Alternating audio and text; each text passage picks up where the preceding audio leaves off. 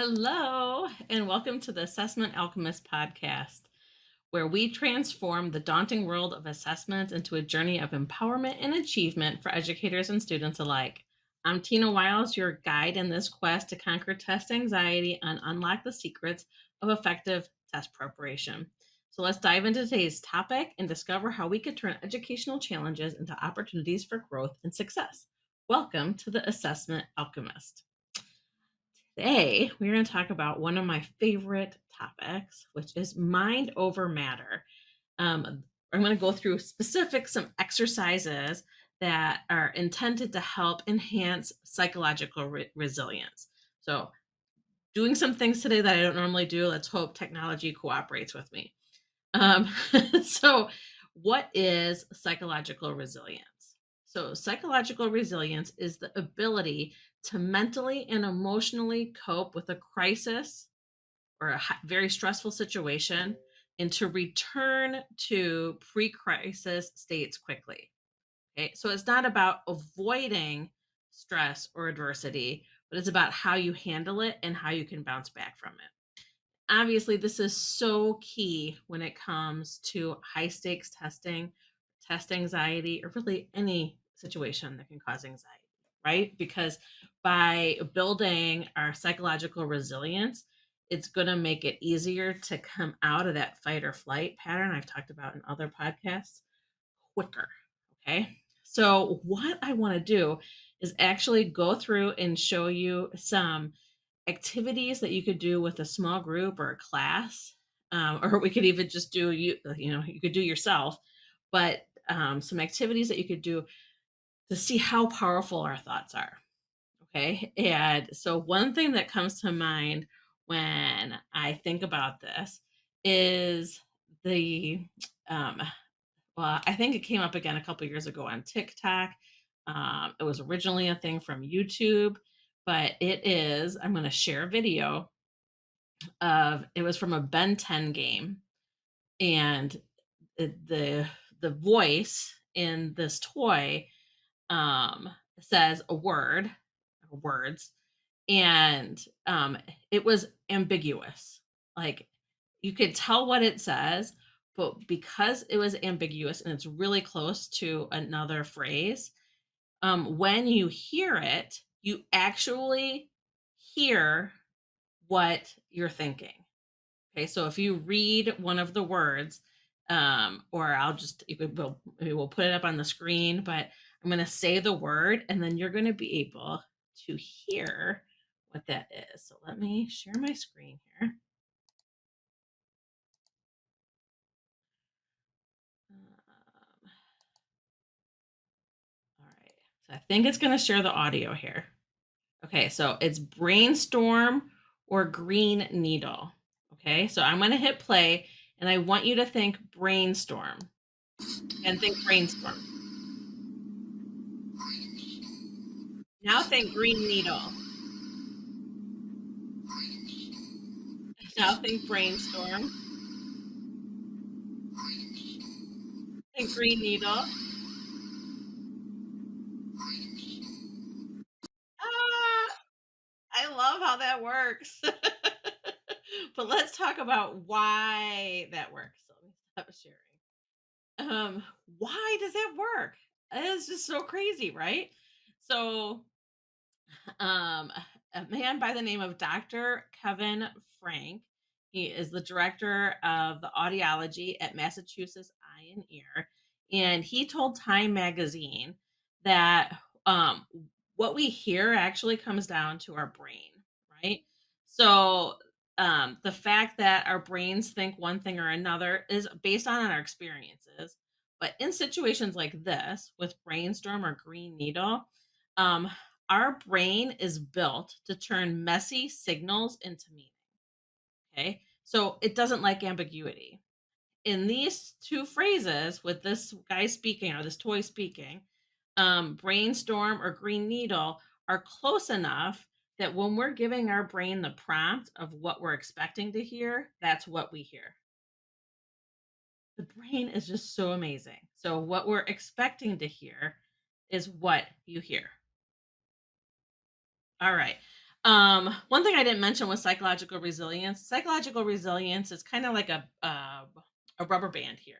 So it's the idea of resilience is that like we can stretch this rubber band just like we can go through stressful times.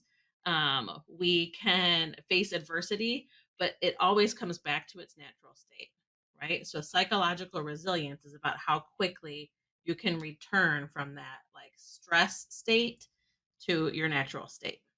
Okay. Um, this is another activity that is fun to do with a class. If I had a string, I would be using string. I actually just cut two rubber bands and put them together, and then you need a weight on the end of it. So I attached a key to the end of it. And what you want to do is you can or have some students. And let me make sure I can see this on the video. Okay, yeah. So you're going to hold it up. Let me get it. See if I can stop moving. Stop. Stop. Okay. Now I'm going to think. Left, right, left, right, left, right, left, right, left, right, left, right, left, right, left, right. Stop. Front, back, front, back, front, back, front, back, front, back, front, back, front, back, front, back. That wasn't moving as well. Let's go circle, circle, circle, circle, circle, circle, circle, circle. Stop. Okay, so I swear to you, I'm trying to not move my hand. You can try doing it yourself. But again, it's like micro movements because we're telling our brain what we want it to be doing. Okay. So, one way that you can demonstrate how powerful your brain is with a group of students or like yourself is that you hold it, you get the key going. So let's see, let's go circle, circle, circle, circle, circle, circle, circle, circle, circle. I'm gonna get this problem wrong. I can't do this. Look how fast it stopped circling, right? It's when someone has that negative dialogue going on that's telling them they can't or they're being negative, it stops the movement. Okay. And so this is a great example for kids to understand how powerful and why they need to keep that positive thinking because it's going to help keep things moving. Okay. So let me give you one more big exercise that you could do. It's so easy, and it actually ties to another podcast I did. But we talked about smiling and the power of smiling. So, from a scientific point of view, when we smile, even if it's forced, so if someone's in a stressful situation and they just make themselves smile, like right, could be forced smile, but does a couple things. It releases endorphins. Okay, so it releases endorphins and serotonin, which are natural mood lifters, and those chemicals help reduce stress and they increase feelings of happiness and well-being. Thank you so much for watching this episode of the Assessment Alchemist. This episode is proudly brought to you by my tutor, your trusted partner in conquering test anxiety and achieving exam excellence. Wondering if test anxiety is holding you back?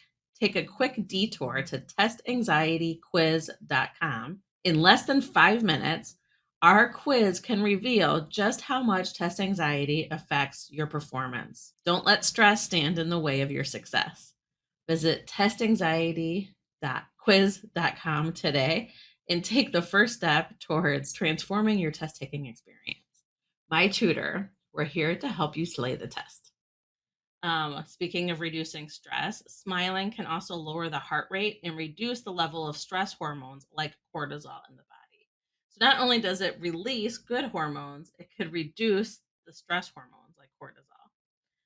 It's going to improve the mood. Like I said, even a forced smile can help change your mood because when you smile and you use the muscles that you have to use in order to smile, It sends a message to your brain that you're happy, which can then create this positive feedback loop.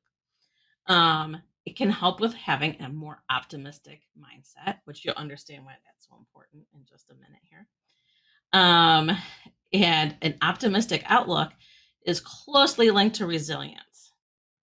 So that positive outset or optimistic outset, positive thinking enables individuals to view challenges opportunities for growth rather than as threats. And most important when it comes to taking exams and ha- b- being in that fight or flight response, um, when you smile, it helps facilitate problem solving. It's like a smile can change the world. I know it sounds a little dramatic, but a positive mood, which you can help induce the positive mood by smiling, enhances creative thinking and problem solving abilities. Okay, so basically, resilient individuals are better able to find solutions to their problems and navigate challenges effectively when you're smiling.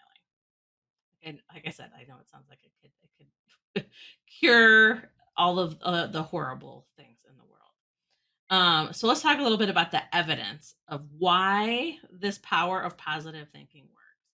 And I read an amazing article. It was actually on the Harvard Gazette is where this article was. So Harvard of the university fame. And this article was written by someone named Karen Felcher in 2016. And in the article, it talked about a study that they did that went for 8 years, 2004 to 2012. 70,000 women were enrolled in a nurse's health study. So it was tracking women's health via surveys they took every 2 years. They looked at the participants' levels of optimism and other factors that might play a role in how optimism may affect morality risks such as race, high blood pressure, diet, and physical activity. What they found is the most optimistic women. So the top quartile, which is the top 25% of the people that took the study, had a nearly 30% lower risk of dying from any of the diseases analyzed in the study compared with the least optimistic, so the bottom 25%. The top 25% had a 30% lower risk because they were optimistic. The most optimistic women had a 16% lower risk of dying from cancer, 38% lower risk of dying from heart disease, 39% lower risk from dying from stroke, 38% lower risk of dying from respiratory disease, and 52% lower risk of dying from infection. Okay. So if all of that evidence isn't enough to help you think about how powerful your mind is and that this power of positivity and looking at things from like a growth or positive point of view versus a pessimistic and negative point of view, um, hopefully this is enough to convince you. Um, some other things that you could do that if or recommend or activities you could do in a class would be gratitude journaling. So for bell ringer activities, just writing things that people feel positive about and what they're grateful for. Um, even if you did it as a little experiment and had people and their bell ringers write 3 things they're grateful for every day and measure their happiness levels or something and see how it is at the end of a month versus the beginning of the month. But doing that intentional work of staying positive makes a big difference. Um, so hopefully these couple exercises can help. And how I want to close out the podcast today is by sharing um, something that my grandmother shared with my father. Um, that if when he had a big test, she would actually write a note with this and put it in his lunchbox. Um, and what it is, and I can actually, I'll share my screen so you could see. So, what it is you want to repeat 3 times with conviction before a test. Something wonderful is happening today. My body and mind are full of energy.